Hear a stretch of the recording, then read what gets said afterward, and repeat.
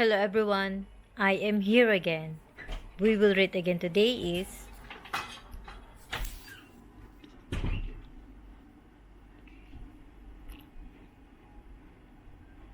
my daily gospel. I will read is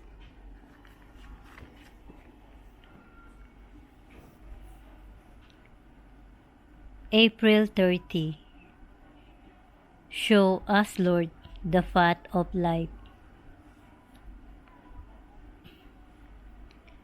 Luke 24:13-35.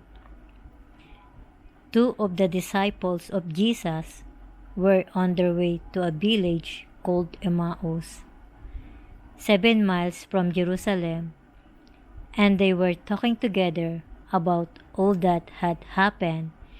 And it happened that as they were talking together and discussing it, Jesus himself came up and walked by their side, but their eyes were prevented from recognizing him. He said to them, "What are all these things that you are discussing as you walk along?" They stopped, their faces downcast.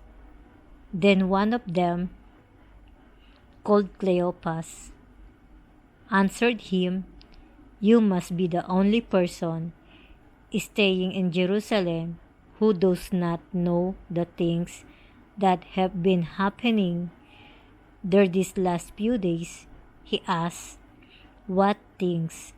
They answered, "All about Jesus of Nazareth, who showed himself a prophet, powerful in action and speech before God and the whole people, and how our chief priests and our leaders handed him over to be sentenced to death and had him crucified. Our own hope had been that he would be the one to set Israel free. And this is not all.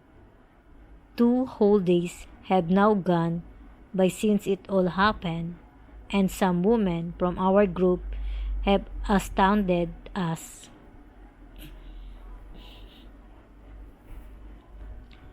Reflection.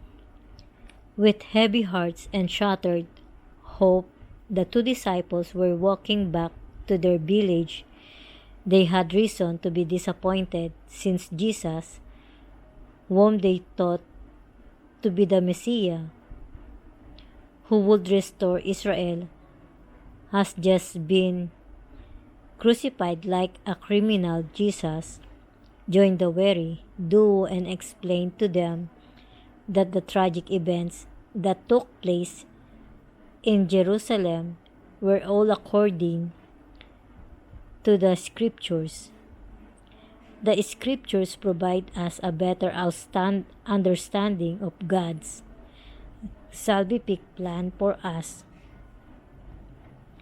And just as the disciples recognized the Lord when He broke the bread for them, so we too will become more and more aware of the presence of Jesus in our midst when we make the Eucharist the center of our life, and the conviction that the Lord is really with us always will encourage and empower us to make Him known to others.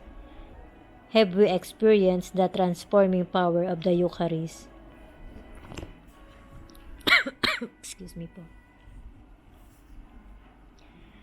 Show us, Lord, the path of life.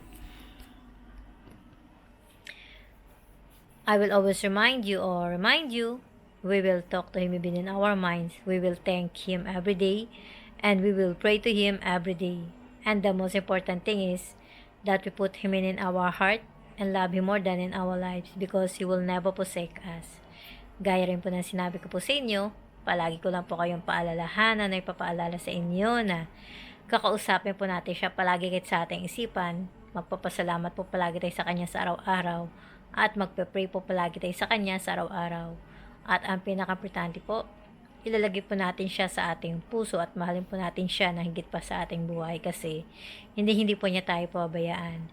Today is April 30, so ito na yung huling araw ng buwan ng Abril at bukas ay Mayo na. Ito na yung araw ng Labor Day at malapit na rin po maghalalan sa ating bansa.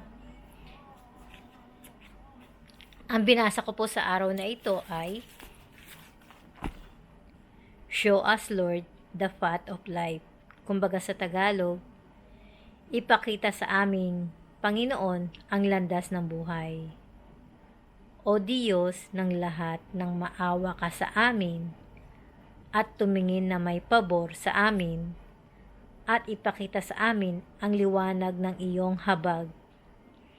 Gisingin mo kami at ipakita sa amin kung paano mabuhay sa isang ganap na bago at upang ipakita sa amin ng Panginoon mong Diyos ang daan na aming marapat na lakaran at ang bagay na marapat naming gawin. Ito lang po guys ang masishare ko sa araw na ito. Pero syempre, bago po ulit tayo magtatapos, ay magbabati naman po tayo na may birthday sa aking Facebook. Bali, isa lang po uli siya may birthday sa araw na ito. Kaya, binabati ko ng happy birthday si Yang Pot. She is 41 years old. So, yun lang po guys. Kaya, ulitin ko na lang po muli. Happy birthday again kay Yang Pot.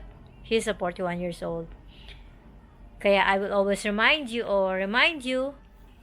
we will talk to Him even in our minds. We will thank Him every day. And we will pray to Him every day. And the most important thing is that we put Him in our heart and love Him more than in our lives because He will never forsake us.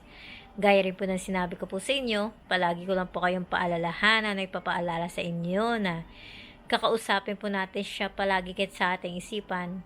Magpapasalamat po palagi tayo sa Kanya sa araw-araw at magpe-pray po palagi tayo sa Kanya sa araw-araw. At ang pinaka-importante po, ilalagay po natin siya sa ating puso at mahalin po natin siya na higit pa sa ating buhay kasi hindi po niya tayo pababayaan. Kaya hanggang dito na lang po at maraming araw pa po tayo magsama. God bless all po sa inyong lahat.